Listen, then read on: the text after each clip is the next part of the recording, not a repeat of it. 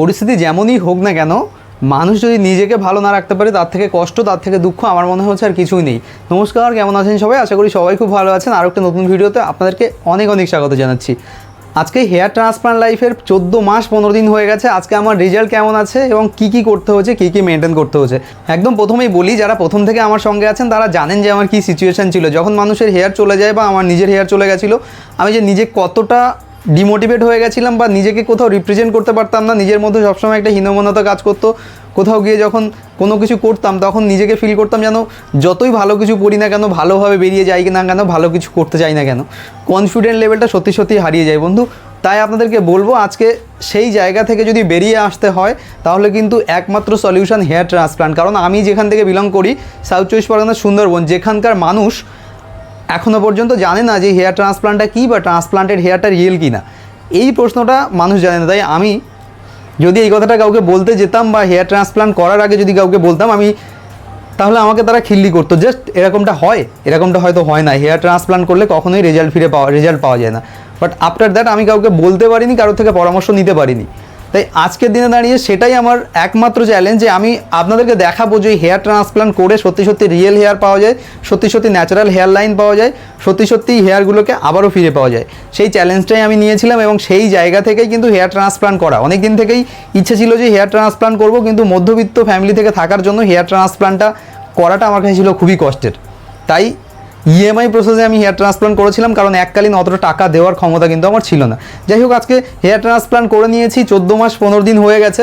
আর এই 14 মাস 15 দিন হয়ে যাওয়ার পরে আমাকে কী করতে হয়েছে, কী খেয়াল রাখতে হচ্ছে, বেসিক্যালি হেয়ার ট্রান্সপ্লান্টের পরে কী করতে হয়, একদম প্রথম দিন থেকে নিয়ে শুরু করে আজকে 14 মাস 15 দিন এখনও পর্যন্ত আমি আপনার মিনক্সিডিল প্রো প্লাস যেটা আছে সেটা কিন্তু ইউজ করছি। মিনক্সিডিল প্রো প্লাস, জুইভার মিনক্সিডিল প্রো প্লাস। এখন এটা আমি গ্যাপ দিয়ে একদিন পর ইউজ করি এবং সেই সঙ্গে সঙ্গে যে ড্রপারটা আছে, এই ড্রপারে 1 ml মিনক্সিডিল কিন্তু আমি প্রতিদিন রাতে স্ক্যাল্পে অ্যাপ্লাই করি, একদিন পর একদিন। এবং যেদিন মিনক্সিডিল অ্যাপ্লাই করি তারপরের দিন কিন্তু আমি জনসন বেবি শ্যাম্পু দিয়ে হেড ওয়াশ করি এখনও পর্যন্ত। কারণ আমি রৌদ্রে কাজ করি, ধুলোয় কাজ করি, তো প্রচণ্ড ডাস্ট এসে কি হয় না, মাথায় জমে যায়। এবং এই ডাস্টটাকে রিমুভ করার জন্য জনসন বেবি শ্যাম্পু দিয়েই হেড ওয়াশ করাটাই ভালো।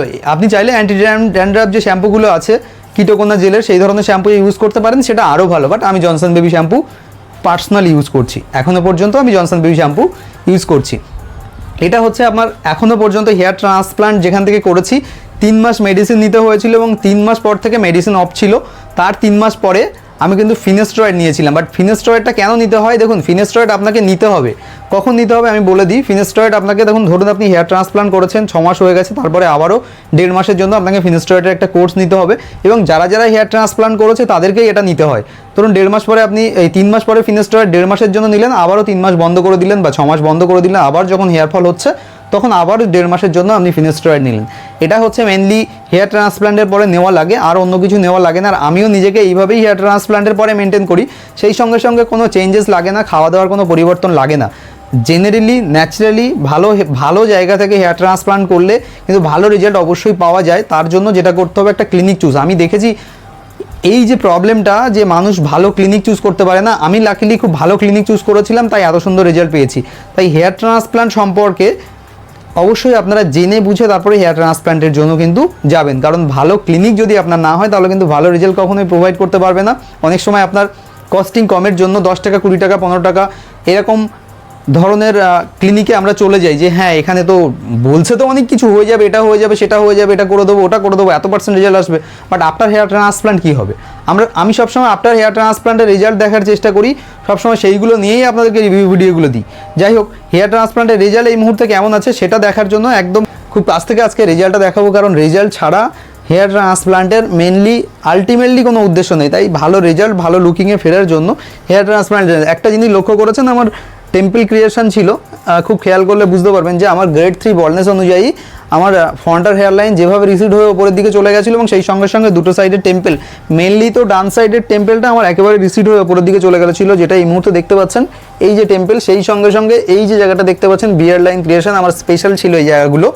আমি পার্সোনালি এই জায়গা এবং বিয়ার লাইনের এই জায়গাগুলো গ্যাপ থাকার কারণে আমি ট্রান্সপ্লান্ট করিয়েছিলাম এই দুটো জায়গায়, এবং সেই দুটো জায়গার রেজাল্ট দেখতেই পাচ্ছেন কত সুন্দর। আর 14 মাস 15 দিন বেসিক কী করতে হচ্ছে আমাকে সেটাও আপনাদেরকে দেখিয়েছি। আর সেই সঙ্গে সঙ্গে এই মুহূর্তের কন্ডিশনটা দেখতে পাচ্ছেন, এই মুহূর্তে ঠিক এরকম একটা কন্ডিশন আছে। হেয়ার ট্রান্সপ্লান্টের হেয়ারের লাইফ কতদিন আপনারা খুব বেশি করে জানতে চেয়েছেন। দেখুন হেয়ার ট্রান্সপ্লান্টের এই হেয়ারগুলো কিন্তু 20 থেকে 25 বছর থেকে যায়। তবে হ্যাঁ, এটা কিন্তু সেফ ডোনার এরিয়া থেকে যদি তোলা হয় তাহলেই 20 থেকে 25 বছর থেকে যাবে, এবং এটা কিন্তু ন্যাচারাল হেয়ারের সঙ্গে একেবারে মিশে যায়, কেউ বুঝতেই পারবে না এটা ট্রান্সপ্লান্টেড হেয়ার। যেটা দেখতে পাচ্ছেন এই মুহূর্তে একদম রেজাল্টটা দেখতেই পাচ্ছেন আমার, ঠিক এরকম একটা রেজাল্ট আমার এই মুহূর্তে হেয়ারের। তো অবশ্যই খুব কাছ থেকে হেয়ারের রেজাল্টটাকে আপনাদেরকে দেখাবো, আর সেই সঙ্গে সঙ্গে আপনাদেরকে জানাবো যদি হেয়ার ট্রান্সপ্লান্ট সম্পর্কে বা হেয়ার ট্রান্সপ্লান্ট রিলেটেড কোনো কিছু যদি আপনারা জানতে চান আমাকে হোয়াটসঅ্যাপ করতে পারেন। স্ক্রিনে হোয়াটসঅ্যাপ নাম্বার দেওয়া আছে, আমার ডিসক্রিপশানে হোয়াটসঅ্যাপের লিঙ্ক দেওয়া আছে, আমাকে হোয়াটসঅ্যাপ করুন না। হোয়াটসঅ্যাপে যে কোনো সমস্যার জন্য আপনারা আমাকে জানাতে পারেন। সেই সঙ্গে সঙ্গে হেয়ার ট্রান্সপ্লান্টের বাইরেও যদি আমার চ্যানেলে আপনি প্রথমবার ভিজিট করে থাকেন এবং ইনফরমেশনগুলো যদি সত্যি খুব ভালো লেগে থাকে, চ্যানেলটিকে অবশ্যই সাবস্ক্রাইব করে সঙ্গে থাকবেন। এটা আপনাদের কাছে একটা রিকোয়েস্ট, কারণ আপনাদেরকে একটা সাবস্ক্রিপশন আমাকে অনেকটা মোটিভেট করে এই ধরনের ভিডিওগুলো বানানোর জন্য। তাই আপনাদেরকে বলবো আপনারা অবশ্যই চ্যানেলটিকে সাবস্ক্রাইব করে থাকবেন, কমেন্ট করবেন, লাইক করবেন। আর এই হেয়ার ট্রান্সপ্লান্টটা আমি আপনাদেরকে বলতে পারি যে 14 মাস 15 দিন এই যে রেজাল্টটা দেখতে পাচ্ছেন এটা কিন্তু সত্যি একদম ন্যাচারাল রেজাল্ট, এবং যে লুকটা এসছে সেটা কিন্তু আপনারা দেখতেই পাচ্ছেন। দেখুন ঠিক কত সুন্দর লুক এসছে এবং কত সুন্দরভাবে হেয়ারগুলো আছে। যে কোনো স্টাইল কিন্তু এই মুহূর্তে করা সম্ভব। তাই আপনারা যারা এখনও পর্যন্ত হেয়ার ট্রান্সপ্লান্ট করতে ভয় পাচ্ছেন বা মনে করছেন যে হেয়ার ট্রান্সপ্লান্ট করতে পারবো কি না, আমি যেখান থেকে হেয়ার ট্রান্সপ্লান্ট করেছি, আমার এই জায়গা থেকে হেয়ার ট্রান্সপ্লান্ট, আমার ওয়েদার, আমার পরিবেশ, আমার পরিস্থিতি ওভারঅল যদি আপনি খুব ভালো করে লক্ষ্য করেন তাহলে মনে হবে না হেয়ার ট্রান্সপ্লান্টটা আজকে আপনিও করতে পারবেন। আমি যদি করতে পারি অবশ্যই আপনিও করতে পারবেন। তাই রেজাল্টটা আরও একবার আপনাদেরকে কাছ থেকে দেখানোর চেষ্টা করছি। কেমন লাগলো রেজাল্টটা এটা আমাকে কমেন্ট করে অবশ্যই জানাবেন, আর আগামীতে কী ভিডিও পেতে চাইছেন সেটাও আমাকে কমেন্ট করে জানাবেন।